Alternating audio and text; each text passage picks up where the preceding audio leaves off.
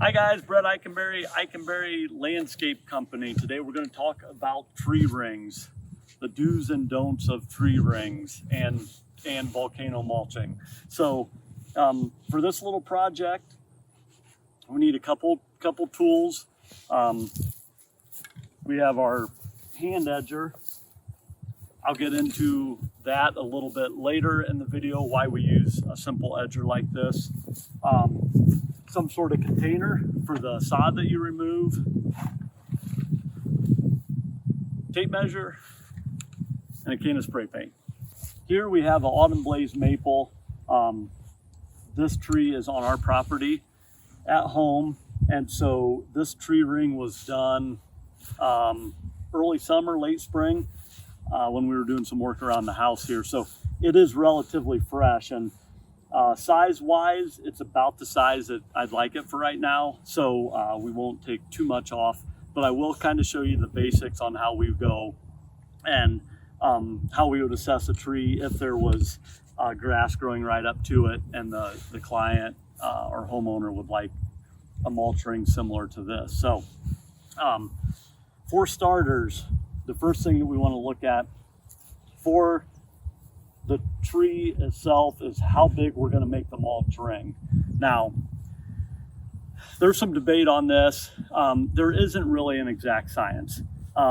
Most extension offices say, or arborists say, as large as practical. The larger the tree ring, the better it is for the overall health of the tree. Now, I think it looks a little funny to see a small tree with a huge mulch ring around it. It's all personal preference.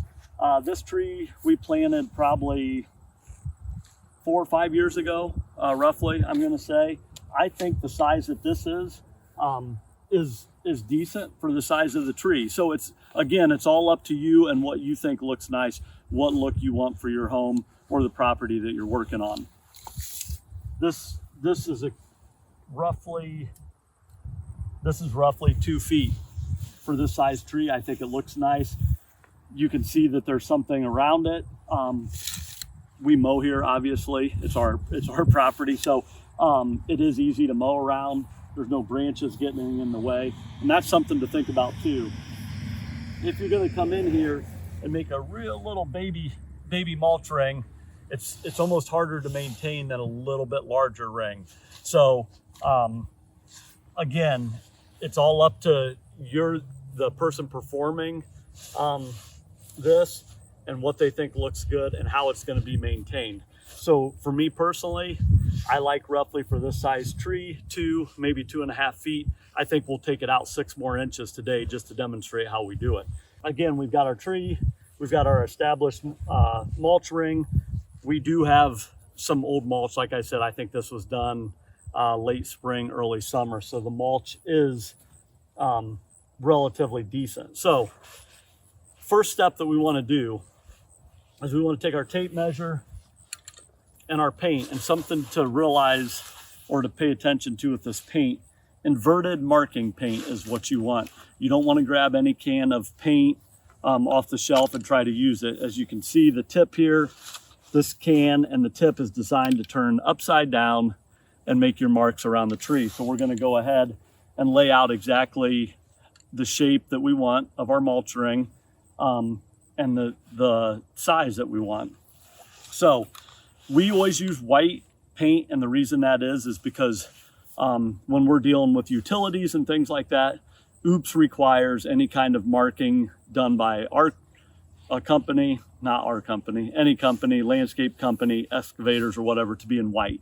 They're going to use orange, pink, yellow to mark their different utilities. So that's something else to remember too. We just always use white. It's simple, and we know that we can use it whether we're laying out beds, tree rings, whether we're using it on our property or if we're at a client's house. So like I said earlier, we're roughly at 24 inches, 2 feet for this mulch ring.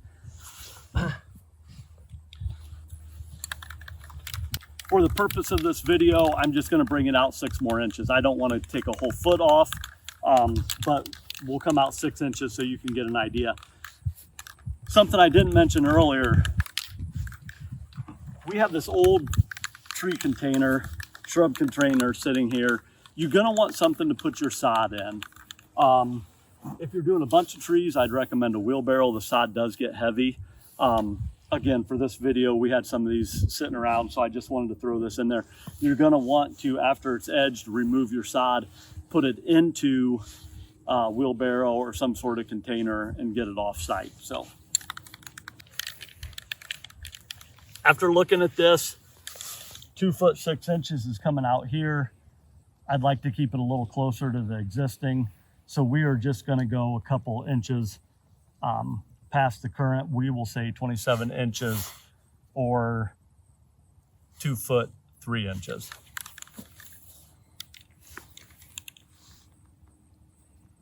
Put the tape, rest the tape up against the base of the tree and the trunk. You can make your first mark.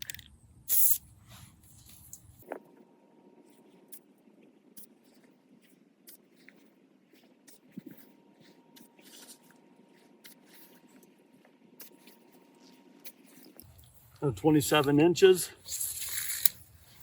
marked in lines. I have roughly 12 inches, 10, 12, 14 inches in between marks. That's good for me. If you haven't done this a lot and you want to make that line solid, no problem. If you want to use fewer marks, no problem. It is just it just does kind of give you a little bit of a guide on what to go by. So for me personally, I like to put a few marks around there. One thing to note when you're doing a tree, where the root flare is down here at the base of the tree, very seldomly do you find a tree that is perfectly the same all the way around going down. Now this one flares out a little bit this way. If I took an exact measurement, that's probably going to be out a little bit further than 27 inches. Not a big deal. Now, if you have a tree that comes down and really flares on one side, you're going to kind of have to take that into consideration. As you walk around this tree, and I'm using the marks as a guide, I can tell it's going to be okay. It's going to be close enough, right? We're not going to split hairs over an inch or so on a tree ring. Not that big of a deal. When somebody comes up the driveway in a case like this or drives by the road, you want it to look uniform. Is a quarter of an inch off going to matter? Probably not. So, but just something to double check before you actually start edging. Back to the edger that we use.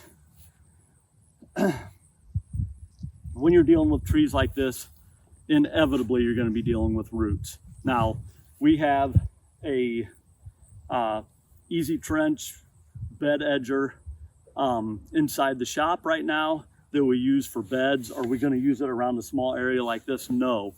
And the reason why is that's going to go down 3 to 4 inches.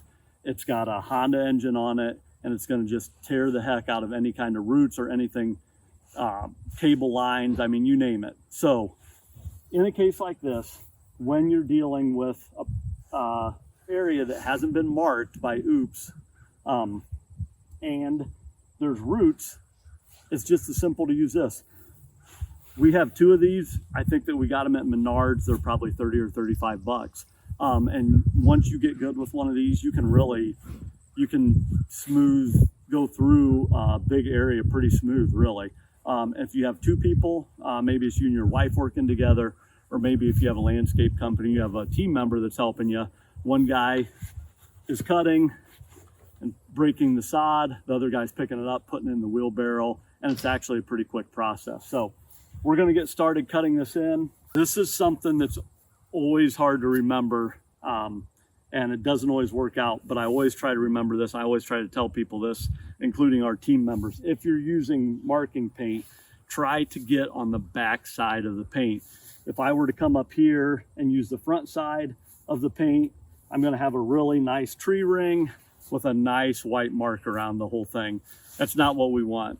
You can kind of use your foot and scruff it, snuff it, snub it out, whatever you want to say, if it's on grass, but it's just a little bit better to try to remember to stay behind and use that. So once you're done and you have your fresh mulch in, you're not going to be looking at these white marks all the way around your new tree ring.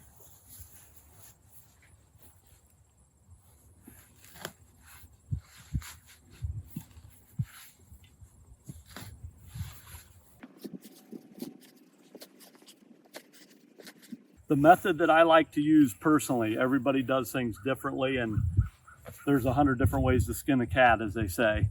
I like to go around and create my edge. I'm going down all the way from the point here to where this 90-degree bend is. And I'm gonna go one pass all the way around the tree, just going straight down. As you can see, I'm not bending anything out. I'm not doing anything like that. I'm just simply creating where my edge is gonna be. We are in the end of November. We're shooting this on Sunday.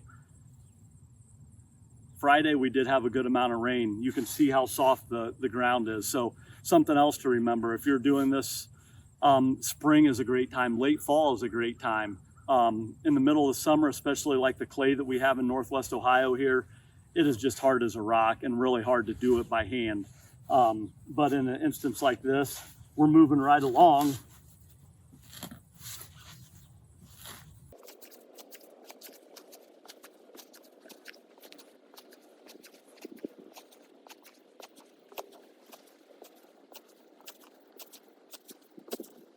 So by using this hand edger, I've been able to feel a little rock or roots or anything like that. If you run into a situation like that and you feel something hard and you think maybe it is a root, don't go all the way down.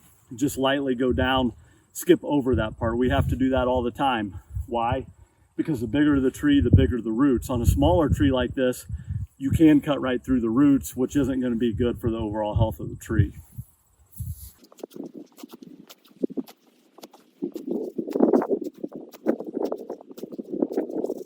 Okay, we've made one pass. Everything looks relatively good. We're back to where we started. Now that I have the correct depth that I would like established, I'm going to go through.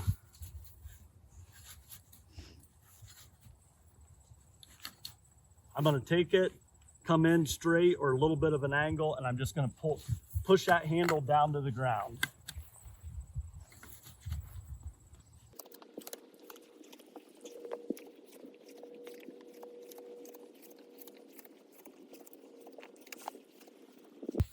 Okay, second pass done, back to where I started.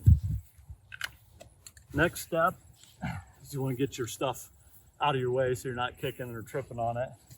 And you can just go through and pull this sod up. Now, like I said, as that process was happening, if Chase would have been with me or I would have had another team member, they could have been down.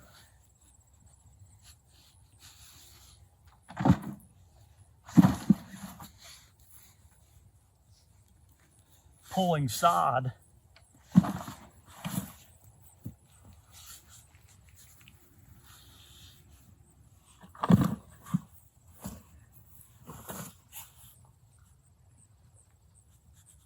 As the tree ring was being formed. And again, this stuff is heavy, guys, so this is just for the purposes of this video. If I was doing all of our trees in the yard here, I definitely would have a wheelbarrow.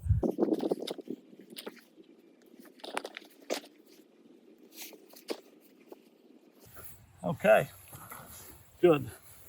We'll drag this out of the way.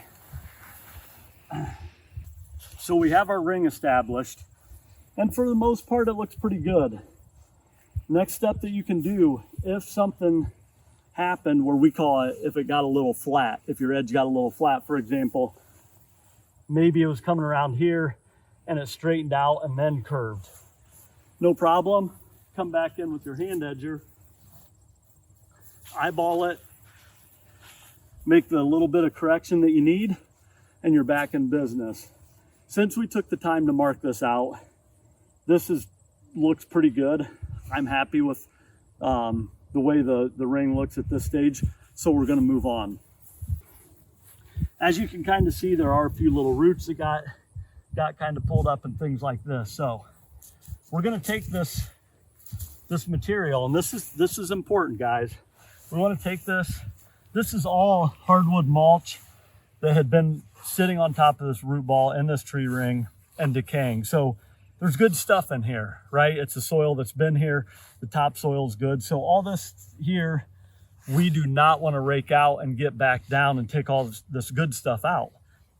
So we're looking at a depth of 3 to 4 inches. We're going to just take this and pull this stuff back in.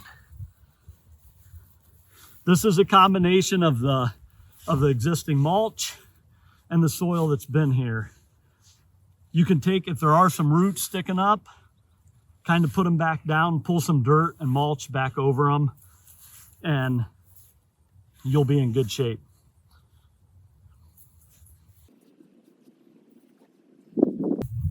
Right here I seen, and this is a great example, there was a pretty good sized root here.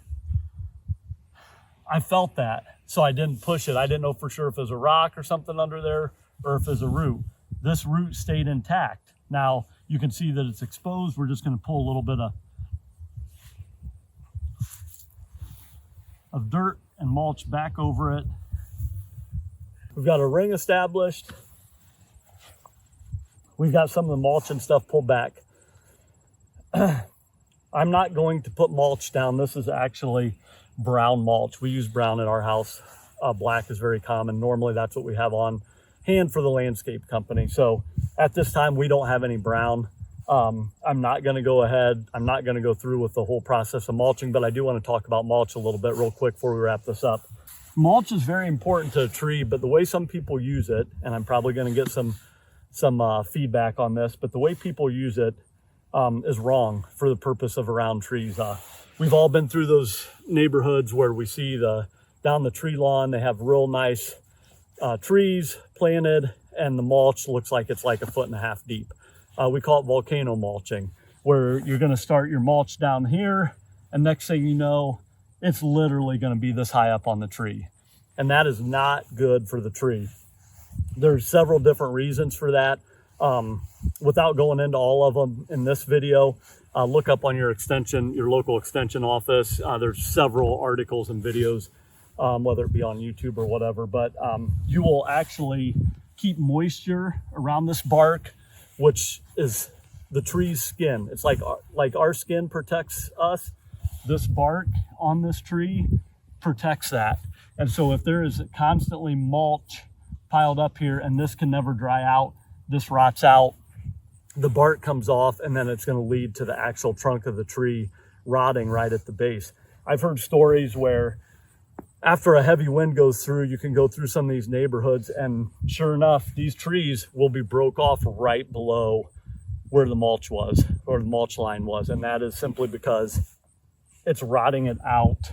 The other reason has to do with respiration and the release of oxygen and with the root system. I don't want to get too scientific here, but the higher it is on here, I think they say the root system uses the top 18 inches maybe of topsoil.